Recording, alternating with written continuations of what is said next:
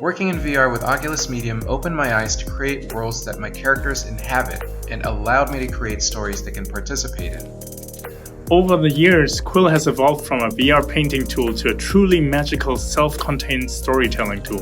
Quill 它有一个比较好的功能，就是它有一个无限画布的一个功能，那它就可以就是由微观世界到宏观世界。Quill 里边对我有很大一个冲击，就是它是可以边录然后边画。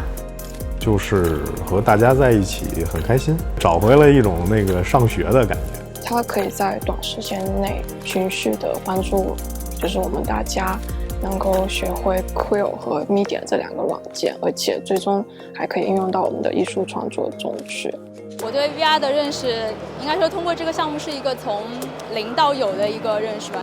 如果有机会的话，肯定会再介绍给其他的朋友去学习这个软件。